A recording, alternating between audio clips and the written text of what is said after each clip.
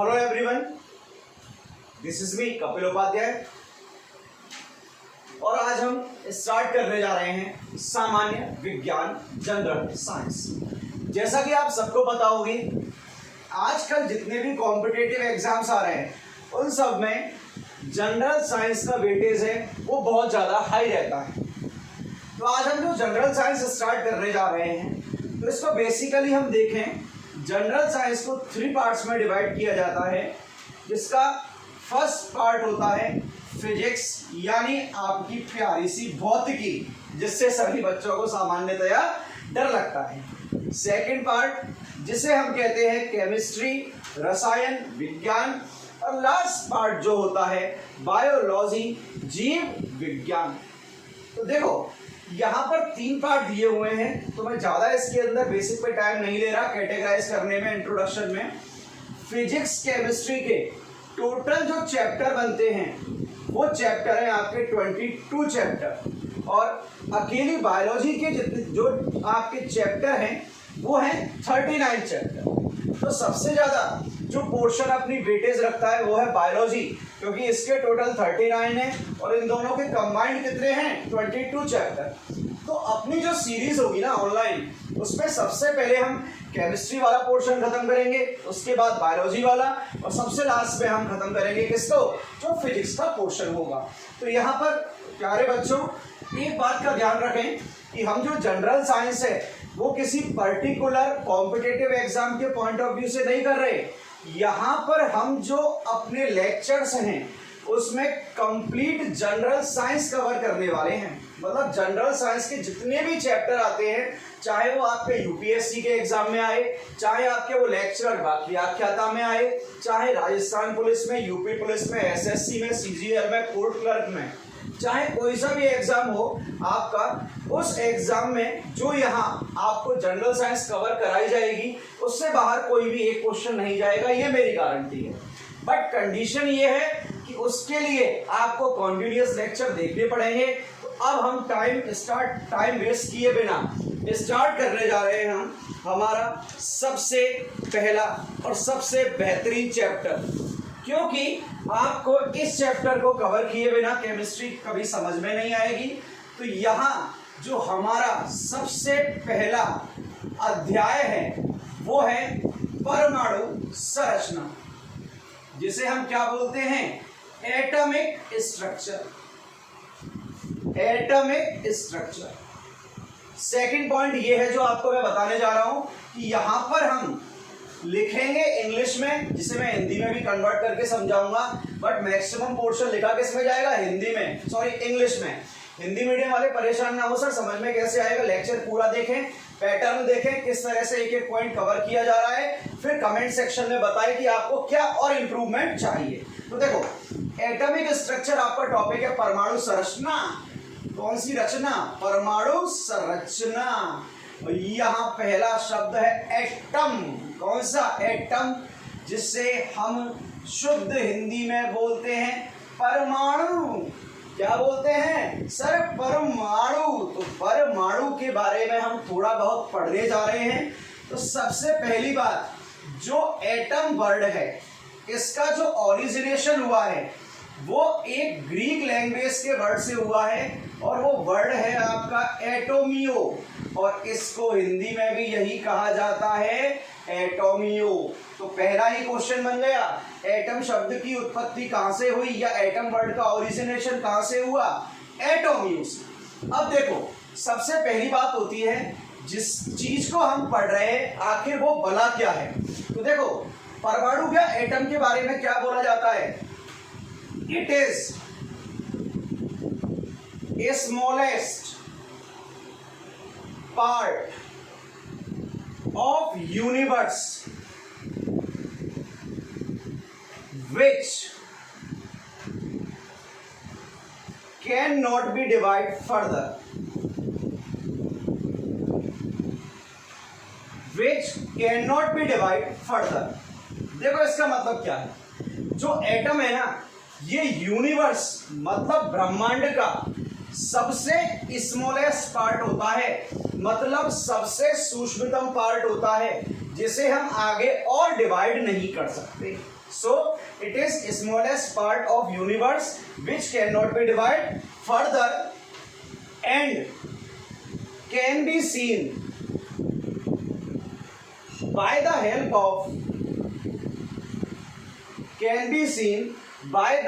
help of microscope. मतलब जो सूक्ष्मदर्शी है उसकी माइक्रोस्कोप क्या होता है बेटा? सर सूक्ष्मदर्शी। कौन सा दर्शी? सूक्ष्मदर्शी। तो इस एटम को मतलब परमाणु को आप माइक्रोस्कोप मतलब सूक्ष्मदर्शी की सहायता से देख सकते हो। तो देखो एटम के बारे में कितना पता चल गया। एटम जो वर्ड है वो आया एटोमियों से, और ये पूरे ब्रह्मांड का मतलब पूरी सृष्टि का सबसे छोटा भाग होता है जिसे हम आगे और नहीं तोड़ सकते, मतलब डिवाइड नहीं कर सकते, और इसको हम सूक्ष्मदर्शी की सहायता से देख सकते हैं। चलिए अब आगे बढ़ाते हैं अपनी कहानी को। जो कहानी चालू हुई है, सर कथा चल रही है। हाँ तो बेटा जो कथा चल रही है इस कथा को आगे बढ़ाते हैं और देखते हैं क्या है इसके अंदर। तो देखो जब हम परमाणु की बात करते हैं तो बचपन की हमें वो प्यारी सी मैडम याद आती है जो हमें केमिस्ट्री पढ़ाती थी, और वो क्या बोलती थी? बेटा जो नाभिक होता है ना वो परमाणु का केंद्रीय भाग होता है, और इस परमाणु के चारों तरफ बहुत सारे वृत्त पाए जाते हैं जिन वृत्तों को कक्ष ऑर्बिट कहा जाता है। तो सुनना, अब मैं एक एटम की स्ट्रक्चर ड्रॉ करने जा रहा हूं, और एटम का जो सेंट्रल पार्ट है, सुन लेना, जो सेंट्रल भाग है मतलब जो केंद्रीय भाग है उसमें दो कण पाए जाते हैं, एक होता है न्यूट्रॉन और एक होता है प्रोटॉन।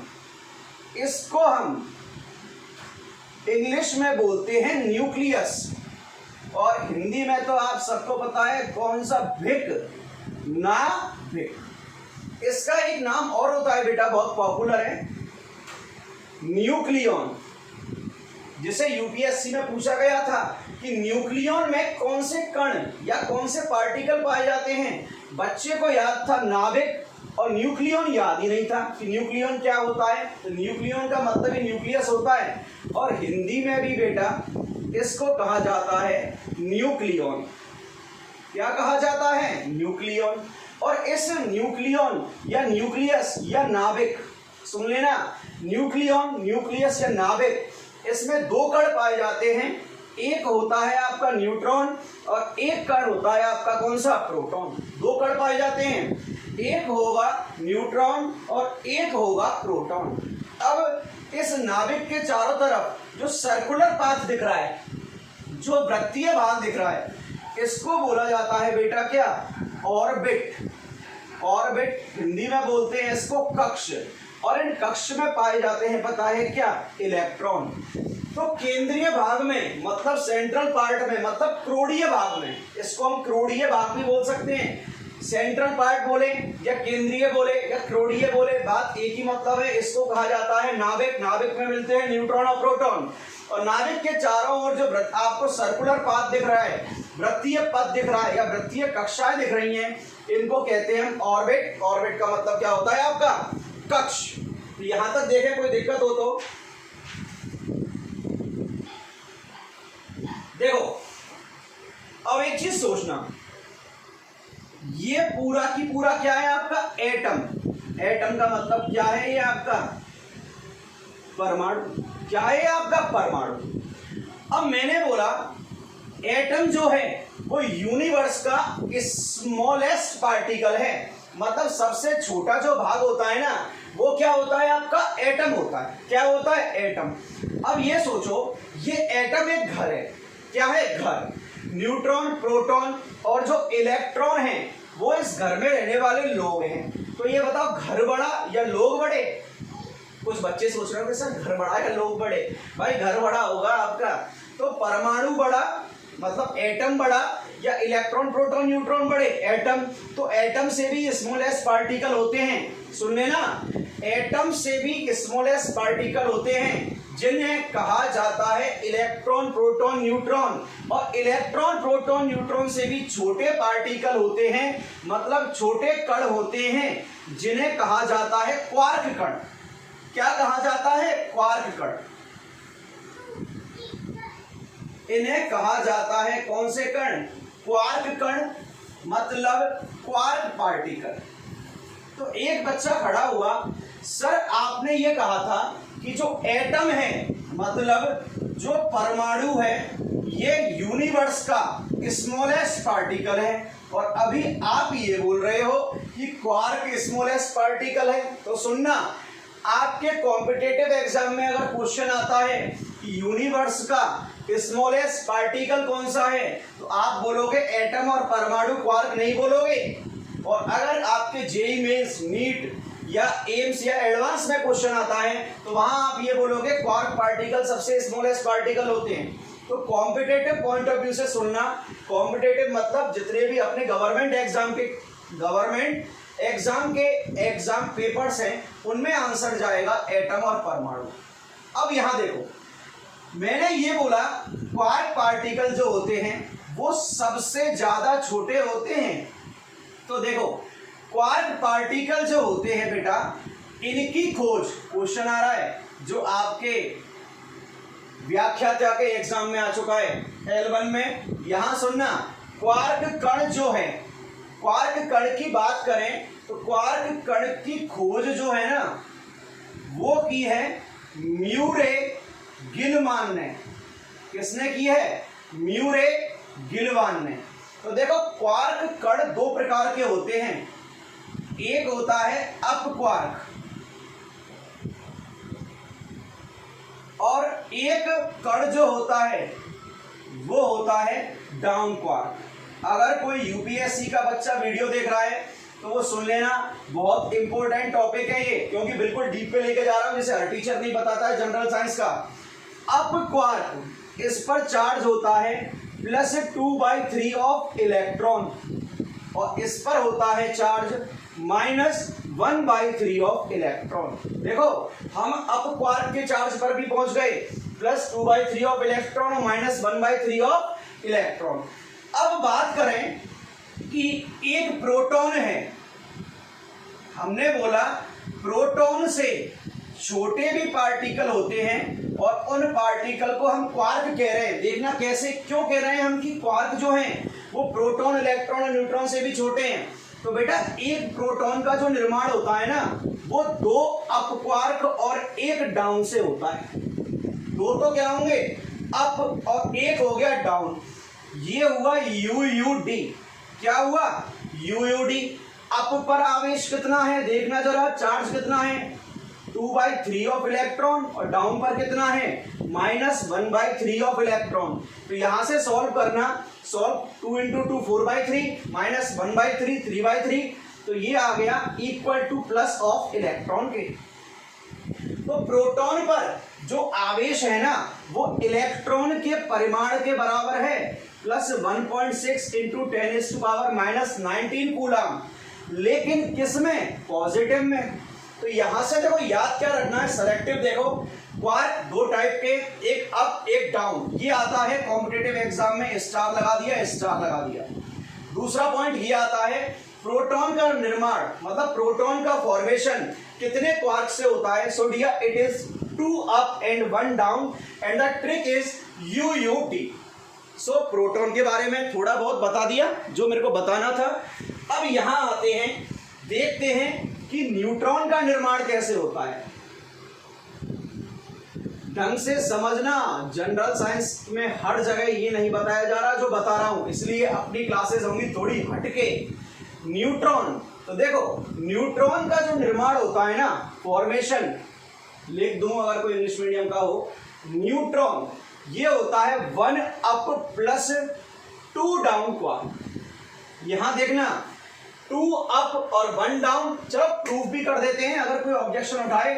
अप पर कितना आवेश है +2/3 इलेक्ट्रॉन और डाउन पर कितना है देखना -1/3। तो माइनस आगे आ गया, 2/3 से 2/3 कैंसिल आउट, ये कितना आया 0। और भाई आपको तो पता भी है कि न्यूट्रॉन एक निरावेशित कण होता है, मतलब न्यूट्रल पार्टिकल होता है जिस पर चार्ज की वैल्यू क्या होती है 0। क्या होती है 0। तो देखो हमने अभी क्या पढ़ा जो क्वार्क पार्टिकल थे, जो क्वार्क कण हैं, उनकी जो खोज है, डिस्कवरी है, म्यूरे गिलमैन ने की थी। उनके अनुसार कितने क्वार्क पार्टिकल होते हैं? 2, एक होता है अप, एक होता है डाउन। और प्रोटॉन का निर्माण, नोट डाल के लिखना, कुछ चीजें लिखा रहा हूं अलग से जो आती हैं, यूपीएससी हुआ, आरएएस हुआ, फर्स्ट ग्रेड लेक्चरर हुआ, इसमें ये बहुत आती हैं, लिख दे रहा हूं। यूपीएससी के लिए बहुत इंपॉर्टेंट है, फर्स्ट ग्रेड के लिए बहुत इंपॉर्टेंट है, आरएएस के एग्जाम के लिए बहुत ज्यादा इंपॉर्टेंट है। ये नोट जो आपको दे रहा हूं मैं, ये है 2 अप, सॉरी, नोट है प्रोटॉन जो होता है ये धनावेशित कण है, पॉजिटिव धनावेशित कण है, जिसका निर्माण 2 अप और 1 डाउन से होता है। जबकि जो न्यूट्रॉन होता है ये आपका निरावेशित कण होता है, शून्य मतलब निरावेशित मतलब न्यूट्रल पार्टिकल है, जिसका फॉर्मेशन यूडीडी 1 अप और कितने डाउन से होता है? 2 डाउन से होता है। चलिए आगे चलते हैं, यहां से अपनी कहानी को आगे बढ़ाते हैं और अब चलते हैं हम न्यूक्लियस न्यूक्लियस के पास, जहां हमारे इंपॉर्टेंट पॉइंट है वो देखेंगे हम। न्यूक्लियन, जिसे आप न्यूक्लियस भी बोलते हो, नाभिक भी बोलते हो, न्यूक्लियन और न्यूक्लियस, ये चीज हम देखने जा रहे हैं। तो देखो इसका फॉर्मेशन किससे होता है, सुनना। It is made up of neutron and proton. किससे फॉर्मेशन होता है इनका? न्यूट्रॉन और प्रोटॉन से। अभी एक गोला सा बनाया था, मैंने बोला था केंद्रीय भाग में एक न्यूट्रॉन होता है और एक प्रोटॉन होता है, दोनों होते हैं, और वहां न्यूट्रॉन और प्रोटॉन मिलकर किसका फॉर्मेशन कर रहे हैं? न्यूक्लियन का फॉर्मेशन कर रहे हैं। सेकंड पॉइंट सुनना, इंपॉर्टेंट है, आपके यूपीएससी के एग्जाम में आया हुआ है, यहां से क्वेश्चन लिख दे रहा हूं। यूपीएससी सन मुझे याद नहीं है इसलिए लिखा नहीं है।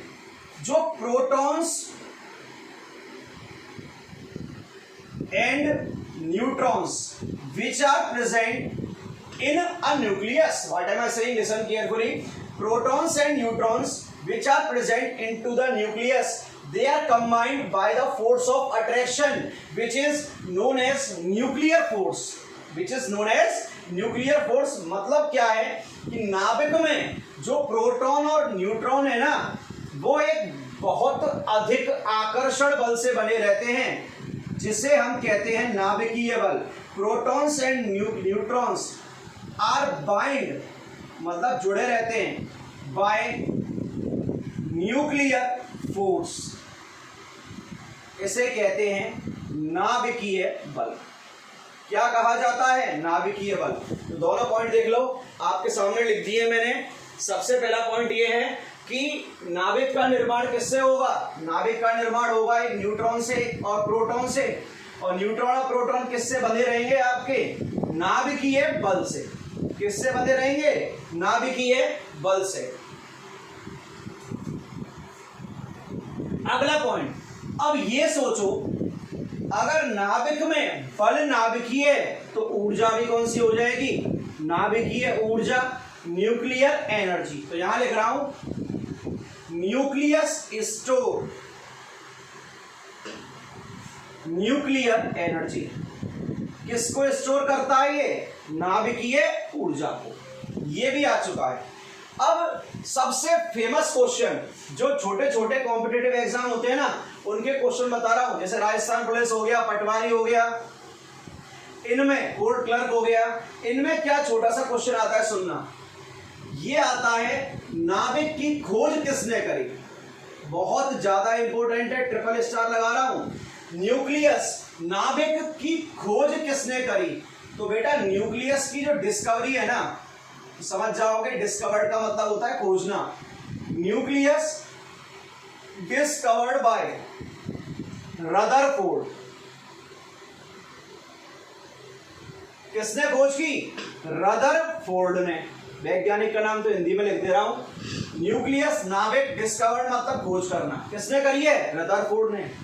और बेटा रदरफोर्ड ने बताया कौन सा प्रयोग किया था, कौन सा एक्सपेरिमेंट, अल्फा रे स्कैटरिंग, हिंदी में लिखूंगा परेशान मत होना, स्कैटरिंग एक्सपेरिमेंट, अल्फा किरण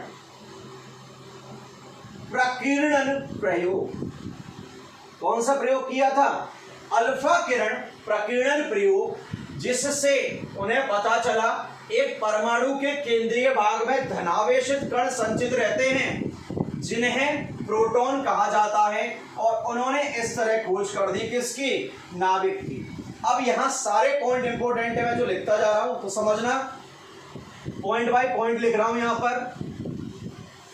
सबसे पहले नाभिक की खोज रदरफोर्ड ने करी, किससे, अल्फा रे स्कैटरिंग एक्सपेरिमेंट से, जिसे अल्फा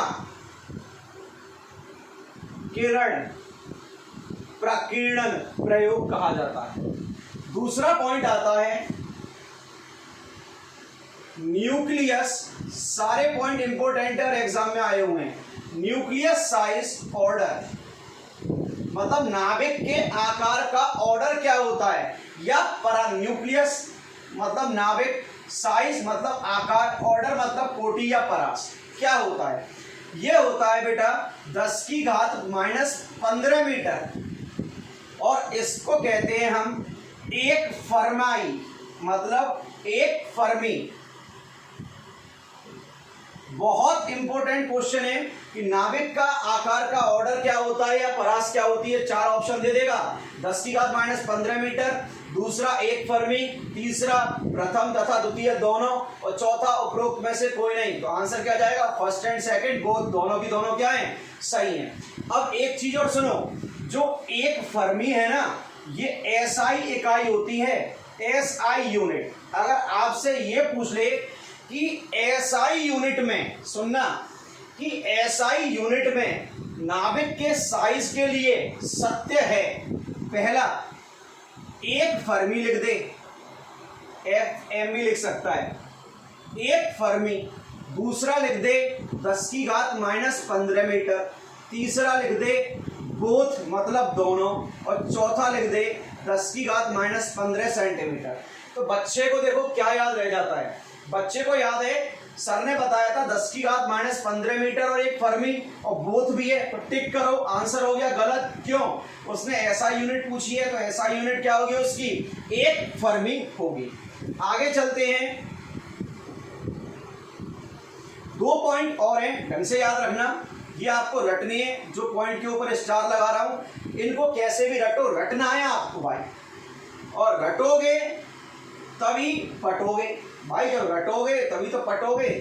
मतलब कैसे, रट जाओगे नौकरी लग जाएगी, शादी हो जाओगी तो पट जाओगे। तो समझना है इस चीज को, पटाने के लिए समझा रहा हूं। क्या करना है आपको, आपसे पूछे कि स्ट्रॉन्गेस्ट फोर्स कौन सा है, किसका, नेचर का, तो सबसे प्रबल, स्ट्रॉन्गेस्ट का मतलब प्रबल, सबसे प्रबल बल पता है कौन सा है प्रकृति का, जो अभी अभी बताया था मैंने, कौन सा, नाभिकीय बल, जिसे आपने बोला था न्यूक्लियर फोर्स, मतलब नाभिकीय बल इस यूनिवर्स का, ब्रह्मांड का सबसे प्रबल बल है। और आपसे बाय चांस पूछ ले कि वीकेस्ट फोर्स कौन सा है, मतलब दुर्बलतम बल कौन सा है, तो उत्तर देना पता है उसे, कौन सा फोर्स, ग्रेविटेशनल फोर्स। क्या आंसर दोगे, ग्रेविटेशनल फोर्स मतलब गुरुत्वाकर्षण बल। तो देखो 4 पॉइंट लिख रहे हैं, और चारों के चारों आपके एग्जाम में आए हुए हैं। सबसे पहला पॉइंट है आपका नाभिक की खोज, डिस्कवरी किसने की, रदरफोर्ड ने। कौन सा प्रयोग था, अल्फा कण प्रकीर्णन प्रयोग, किरण लिख दो, कण लिख दो। नाभिक के आकार का ऑर्डर मैंने बता दिया, ये ऐसा यूनिट है, सबसे प्रबलतम बल और सबसे दुर्बलतम बल भी बता दिए। अब देखो, अब आते हैं हमारे परमाणु संरचना के अगले टॉपिक पर, और अगला टॉपिक क्या है देखते हैं, जब तक नजरें बनाए रखिए। अब हम आ रहे हैं बेटा, अगला जो पॉइंट है वो है ऑर्बिटल। ऑर्बिट, जिसे हम बोलते हैं कक्ष। क्या बोलते हैं? कक्ष। कक्ष क्या होता है?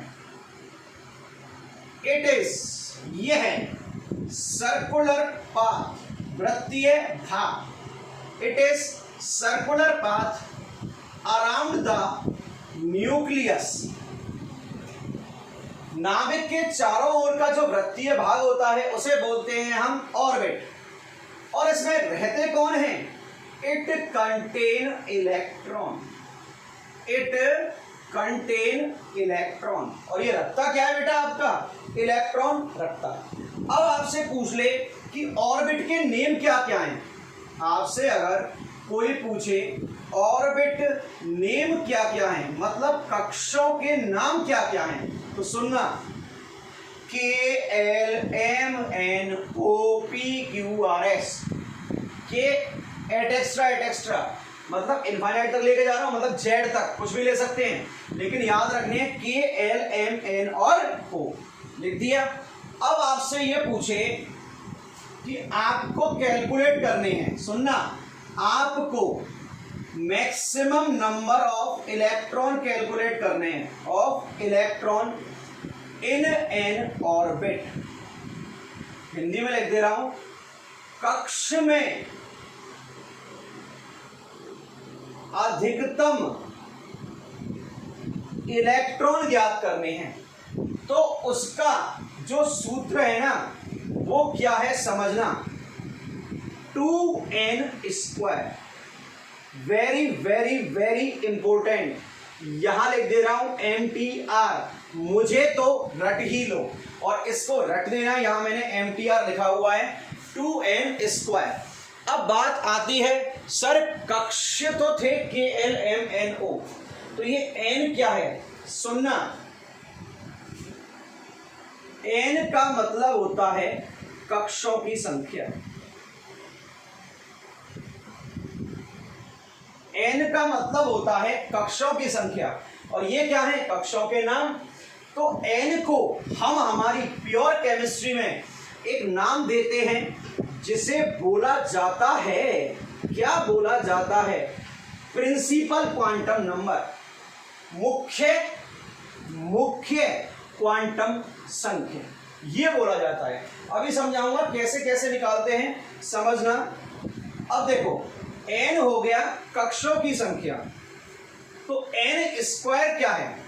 पूरा समझा रहा हूं डीप में, इतना लेके नहीं जाएगा कोई जनरल साइंस का टीचर, सिर्फ घास काट देगा। मैंने बोल दिया n क्या है? कक्षों की संख्या। तो n² पता है क्या है? ये भी पूछा जा चुका है यूपीएससी मेंस के एग्जाम में कि n² क्या है? n² होता है कक्षकों की संख्या। कक्षकों की संख्या, जिसे बोलते हैं हम नंबर ऑफ ऑर्बिटल्स। देखो, कक्ष को बोला है ऑर्बिटल, कक्षकों को बोल रहे हैं ऑर्बिटल। कक्ष को बोला है ऑर्बिट, और कक्षकों को बोल रहे हैं हम क्या? ऑर्बिटल। अंतर क्या है? बात एक ही है, अंतर थोड़ा सा है, बता दूं। जो ऑर्बिट होता है ना, वो 2 डायमेंशन, 2 विमाओं में होता है। जो ऑर्बिट है ना, वो 2 डायमेंशन में होगा, और जो ऑर्बिटल है ना, वो आपके किस में होंगे? 3 डायमेंशन में। किसमें होंगे? 3 डायमेंशन में। ऑर्बिट तो हमेशा 2 में होते हैं, ऑर्बिटल कितने डायमेंशन में होते हैं? 3 डायमेंशन में। चलो, अब मैं आपको कैलकुलेट करना सिखा रहा हूं, समझना भाई। एक इंडेक्स बनाएंगे जिससे हम इसको समझने की कोशिश करेंगे।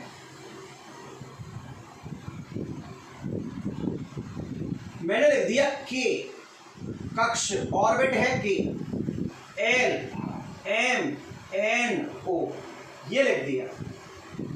K के लिए N का जो मान होता है ना, वो 1 होता है। L के लिए 2, ये आपको याद रखने बहुत इंपॉर्टेंट है। K के लिए 1, L के लिए 2, M के लिए 3, N के लिए 4 और O के लिए 5। देखते हैं K में कितने अधिकतम मैक्सिमम इलेक्ट्रॉन आ सकते हैं। देखना, फॉर्मूला क्या है? 2n², तो 2 into 1², आंसर आ गया 2।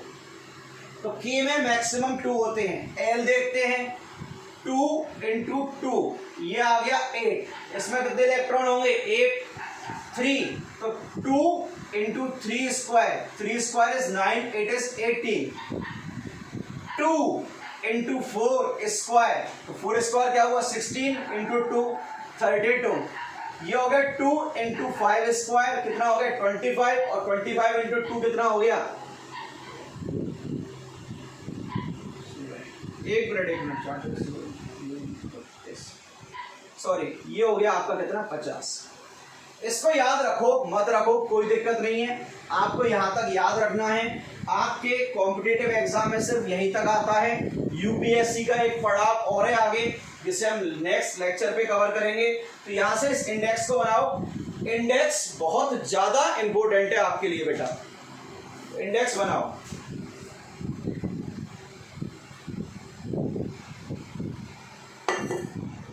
चलो अब दोबारा से एक चीज बता रहा हूं, हमने नाभिक के आकार की कोटि क्या बताई थी? नाभिक के आकार की कोटि, न्यूक्लियस साइज 10⁻⁻15 मीटर और 1 फर्मी, ये बताइए।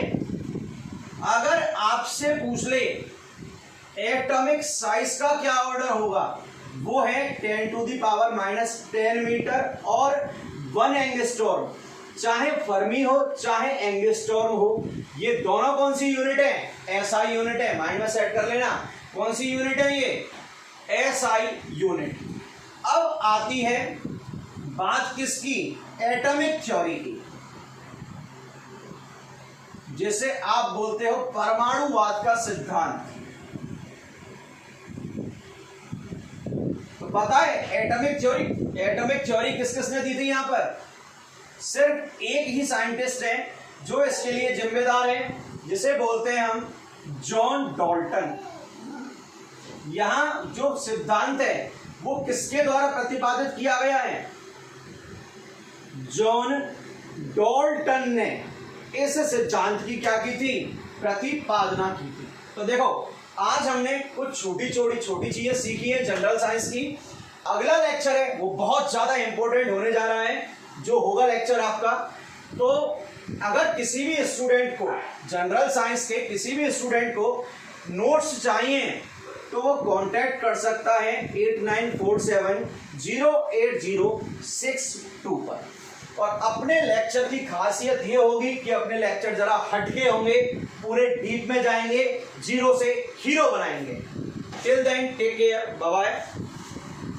हंसते रहो, खुश रहो, मुस्कुराते रहो और कोरोना से सुरक्षित रहो। नहीं सर हम नहीं रहेंगे, तो चलो बेटा गुड नाइट।